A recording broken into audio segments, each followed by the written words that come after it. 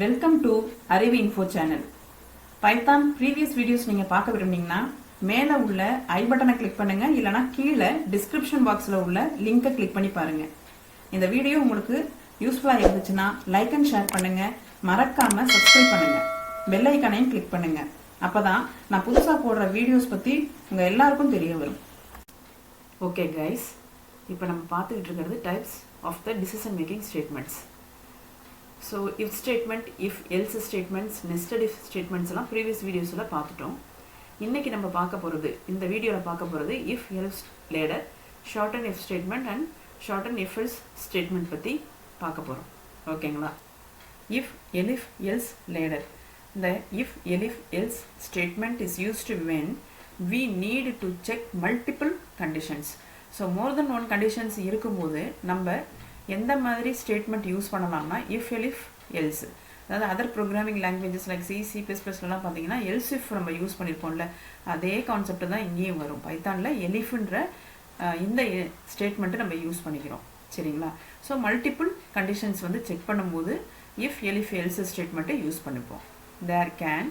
there can be multiple elif blocks, however there is only else block is allowed. only one else block மட்டும் allow பண்ணியிருப்போம், more than one elif block இருக்கும் அப்படின்றத இந்த ஸ்டேட்மெண்ட்டில், இந்த சென்டென்ஸில் சொல்லியிருக்காங்க. Out of all these blocks only one block gets executed. எத்தனை multiple conditions நீங்கள் கொடுத்துருந்தாலும் எந்த கண்டிஷன் வந்து ட்ரூவாக இருக்கோ அதுக்கு கரஸ்பாண்டிங் ஸ்டேட்மெண்ட் மட்டும்தான் எக்ஸிக்யூட் ஆகும். If the condition is true, then the code inside if gets executed. If condition is false, then the next condition associated with elif is evaluated and so on. So இப்படி தான் நம்மளுக்கு மோர் than one condition இருக்கும்போது ஒவ்வொரு கண்டிஷனாக check பண்ணிக்கிட்டே வரும். So first இடத்துல வந்து இஃப் கொடுத்துருப்போம், நெக்ஸ்ட் கண்டிஷனில் எலிஃப்னு கொடுத்துருப்போம். அப்படியே எலிஃப் வந்து எத்தனை கண்டிஷன் நம்ம கொடுக்குறோமோ அது எல்லாத்துக்குமே எலிஃப் கொடுத்துருவோம். ஃபைனலாக எல்ஸ்ன்னு சொல்லி கொடுப்போம். சரிங்களா? ஸோ அப்போ ஒவ்வொரு கண்டிஷனையும் பார்த்துட்டே ஒரு எவாலுவேட் பண்ணிகிட்டே இருக்கும். இப்போ நம்ம கொடுக்குற கண்டிஷன் எந்த இடத்துல ட்ரூவாக இருக்குதோ அந்த கரஸ்பாண்டிங் ஸ்டேட்மெண்ட் மட்டும் எக்ஸிக்யூட் பண்ணிவிட்டு நெக்ஸ்ட்டு வந்து வெளியில் வந்துடும் இல்லைங்களா? இதுதான் இஃப் எலிஃப் எல்ஸோட ஃபங்க்ஷனாலிட்டி. ஸோ இதுக்கு சின்டாக்ஸ் பாருங்கள். இஃப் கண்டிஷன் 1, கண்டிஷன் 1 வந்து எவாலுவேட் பண்ணோம், அதோட ரிசல்ட் எப்படி இருக்கும், எதர் ட்ரூ ஆர் ஃபால்ஸ்.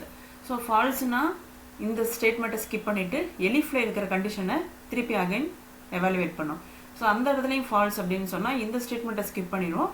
இந்த பிளாக்னா ஒரு சிங்கிள் ஸ்டேட்மெண்ட்டும் இருக்கலாம், இல்லாட்டி மல்டிபிள் ஸ்டேட்மெண்ட்ஸும் இருக்கலாம். ஸோ அந்த ஃபுல்லுமே என்ன பண்ணிவிடும், ஸ்கிப் பண்ணிவிட்டு எலிஃப் கண்டிஷன் 3 இந்த இடத்துல கண்டிஷன் எவாலுவேட் பண்ணும்போது ட்ரூ ஆயிடுச்சு அப்படின்னு சொன்னால் உள்ளே என்னென்ன ஸ்டேட்மெண்ட்ஸ் கொடுத்துருக்கோமோ எல்லாத்தையுமே வந்து எக்ஸிக்யூட் பண்ணிவிட்டு வெளியில் வந்துடும். அப்படியே ஃபுல்லாக வெளியில் வந்துட்டு உங்களுக்கு ப்ரோக்ராமில் இருக்கக்கூடிய ரிமைனிங் ஸ்டேட்மெண்ட்ஸை எக்ஸிக்யூட் பண்ண ஆரம்பிச்சிடும். ஓகேங்களா? இதுதான் சின்டாக்ஸ். இஃப் எலிஃப் எல்ஸோட சின்டாக்ஸ் இது தான். சரிங்களா? இங்கே இஃப் ஸ்டார்ட் பண்ணுவோம், அப்புறம் நீங்கள் கண்டிஷன் அப்படியே ஆட் பண்ண எலிஃப் கொடுத்துட்டே வரணும், ஃபைனலாக எல்ஸ் கொடுப்போம். ஓகேங்களா? இதோட ஃப்ளோ சார்ட் பாருங்கள். இப்போ எக்ஸ்பிரஷன் 1, ஸோ ட்ரூவாக இருந்துச்சுன்னா ஸ்டேட்மெண்ட் 1 இது இந்த ஸ்டேட்மெண்ட்டை எக்ஸிக்யூட் ஆகும். இன்கேஸ் ஃபால்ஸாக இருந்துச்சுன்னா எக்ஸ்பிரஷன் 2க்கு போகும். ஸோ அதை வந்துட்டு என்ன பண்ணும், எவாலுவேட் பண்ணும். ட்ரூவாக இருந்துச்சுன்னா ஸ்டேட்மெண்ட் 2 எக்ஸிக்யூட் ஆகும். இன்கேஸ் ஃபால்ஸாக இருந்துச்சுன்னா எக்ஸ்பிரஷன் 3க்கு போகும், எக்ஸ்பிரஷன் 3 எவாலுவேட் ஆகும். ட்ரூவாக இருந்துச்சு அப்படின்னு சொன்னால் ஸ்டேட்மெண்ட் 3க்கு போய் அதை எக்ஸிக்யூட் பண்ணோம்.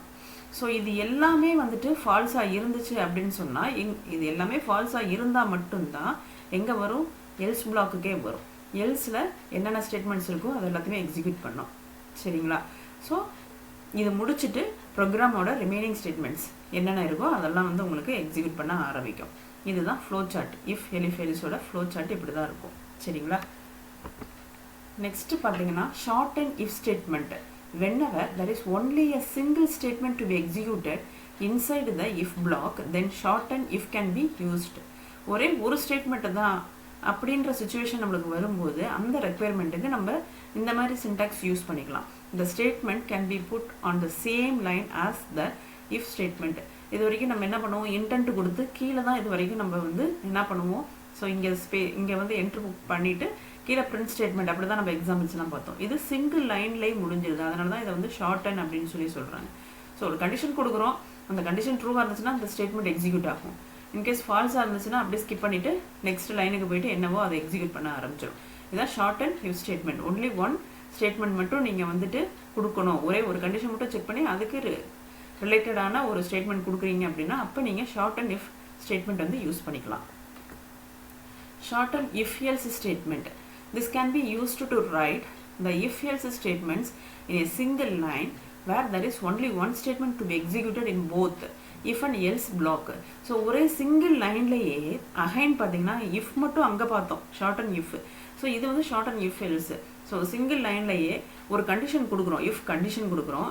இந்த கண்டிஷன் ட்ரூவாக இருந்துச்சு அப்படின்னு சொன்னால் நம்மளுக்கு என்ன ஆகும், முன்னாடி இருக்கிற ஸ்டேட்மெண்ட் எக்ஸிக்யூட் ஆகும். இன்கேஸ் இந்த கண்டிஷன் ஃபால்ஸ் அப்படின்னா எல்ஸுக்கு பிறகு உள்ள ஸ்டேட்மெண்ட் வந்து உங்களுக்கு எக்ஸிக்யூட் ஆகும். உங்களுக்கு வந்துட்டு எக்ஸாம்பிள்ஸ் பார்க்கும்போது கிளியராக அண்டர்ஸ்டாண்ட் ஆகும். எக்ஸாம்பிள் பார்ப்போம். ஸோ இப்போ நம்ம பார்க்க போகிறது if elif. So more than one condition, multiple condition வந்து நீங்கள் செக் பண்ணணும் அப்படின்ற ரெக்குயர்மெண்ட் இருக்கும்போது நீங்கள் எந்த ஸ்டேட்மெண்ட் யூஸ் பண்ணணும் அப்படின்னா if elif else statement use பண்ணணும். இப்போ இங்கே பாருங்கள், இந்த எக்ஸாம்பிளில் நம்மன்ற வேரியபிள் நேமு வேல்யூ 2 கொடுத்துருக்கேன். ஸோ இந்த நம்மில் வந்து 2ன்ற இந்த இன்டீஜர் வேல்யூ வந்து ஸ்டோர் ஆகிருக்கும். ஸோ இஃப் கொடுத்துருக்கேன், கண்டிஷனு இதுதான் கண்டிஷன் இல்லைங்களா. இந்த கண்டிஷனில் என்ன சொல்கிறேன், நான் கொடுத்துருக்க நம் வந்து 1 இருந்துச்சு அப்படின்னு சொன்னால் எதை பிரிண்ட் பண்ண சொல்கிறேன், சண்டே. இன்கேஸ் 2 இருந்துச்சுன்னா மண்டே, இல்லை 3 இருந்துச்சுன்னா டியூஸ்டே, 4னா வெனஸ்டே, 5னா தேர்ஸ்டே, 6னா ஃப்ரைடே அண்ட் 7னா சாட்டர்டே. இப்படி நீங்கள் எதுவுமே இந்த 1 to 7 எதுவுமே இல்லாமல் வேறு ஏதாவது நம்பர் கொடுத்தீங்கன்னா ப்ளீஸ் கிவ் த கரெக்ட் நம்பர்ன்ற மாதிரி ஒரு மெசேஜ் நம்மளுக்கு கொடுக்குது. ஓகேங்களா. இப்போ நம்ம என்ன கொடுத்துருக்கோம், நம் இஸ் ஈக்குவல் டு 2 அப்படின்ற நம்ம கொடுத்துருக்க எக்ஸாம்பிளில் நம்ம 2ன்னு கொடுத்துருக்கோம், 2ன்னு கொடுத்துருக்கோம் இல்லைங்களா. ஸோ அப்போ வந்து நம்மளுக்கு எலிஃபில் வந்து இந்த இடத்துல கண்டிஷன் வந்து ட்ரூ ஆயிடுது. ஸோ எனக்கு இந்த ஸ்டேட்மெண்ட்டை மட்டும் எக்ஸிக்யூட் ஆகும்.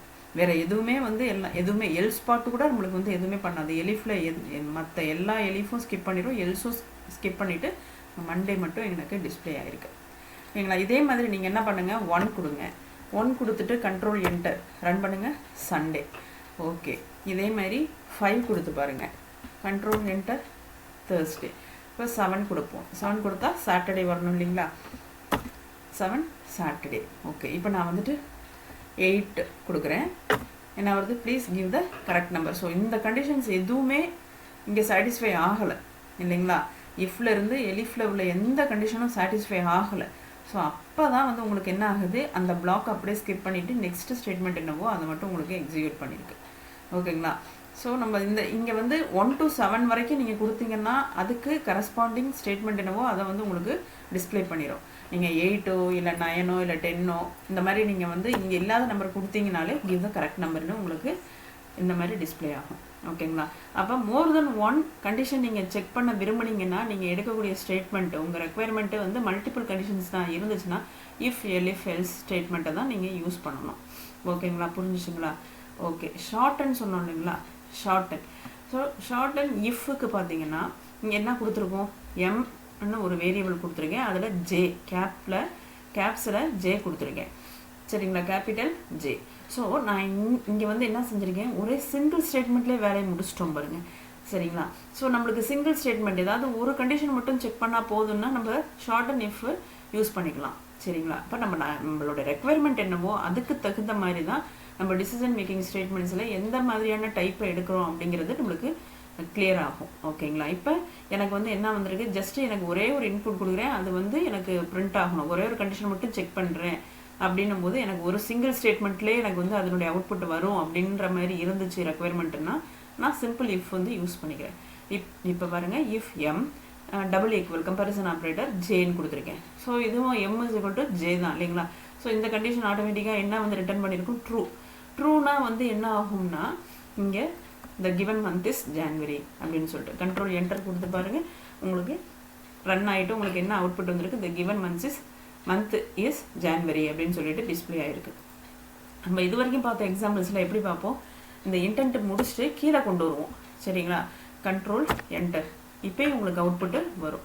ஆனால் நீங்கள் சிங்கிள் லைன்லேயே முடிக்கிறதுக்காக இப்படி ஒரே சிங்கிள் லைன்லேயே முடிச்சிட்டோம் அப்படின்னு சொன்னால் அதுக்கு பேர் தான் ஷார்ட் அண்ட் இஃப்னு சொல்லி சொல்கிறோம் சரிங்களா. சரி, ஓகே. இதே மாதிரி தான் இந்த சேம் தான், ஆனால் இதுக்கு சின்டாக்ஸ் மட்டும் பார்த்துக்கோங்க எப்படின்னு சொல்லிட்டு. இஃப் எல்ஸையும் சிங்கிள் லைன்லேயே உங்களால் கொண்டு வர முடியுமான்னா அதுவும் பாசிபிள் பைத்தானில். எப்படின்னு பாருங்கள், இந்த இடத்துல எந்த இடத்துலையும் கோலனே நான் வந்து ஸ்பெசிஃபை பண்ணலை சரிங்களா. பட் இங்கே வந்துட்டு நான் வெறும் simple if short and if மட்டும் நான் பண்ணும்போது ஒரு கோலன் கொடுத்து அதுக்கப்புறமா பிரிண்ட் ஸ்டேட்மெண்ட் எல்லாம் கொடுத்தோம். பட் இந்த இடத்துல இந்த ஸ்டேட்மெண்ட்டில் எங்கேயுமே நான் வந்து கோலனே எதுவுமே கொடுக்கல சரிங்களா. அப்போ print of male if S is equal to M சரிங்களா. எஸ் இஸ் ஈக்குவல் டு எஸ்ஸோட வேல்யூ வந்து எம்மாக இருந்துச்சுன்னா மேலுன்னு பிரிண்ட் பண்ணு, இல்லை அப்படின்னு சொன்னால் எல்ஸ் ஃபீமேல்னு பிரிண்ட் பண்ணு. இப்போ என்னுடைய எஸ்ஸில் வந்து என்னன்னு இருக்குது, எஃப்னு தான் இருக்குது, எம்ன்றது இல்லை. அப்போ இந்த கண்டிஷன் வந்து என்ன ஆயிடுச்சு, ஃபால்ஸ்னு ஆயிடுச்சு. ஃபால்ஸ்னு ஆயிடுச்சுன்னா எனக்கு எல்ஸில் என்ன இருக்குதோ அது ரிட்டர்ன் ஆயிருக்கு ஃபீமேல்னு சொல்லி சரிங்களா. இப்போ நான் இந்த இடத்துல வந்துட்டு மேல்னு கொடுக்குறது எம்ன்னு கொடுக்குறேன்னு வச்சுக்கோங்க ஓகேவா.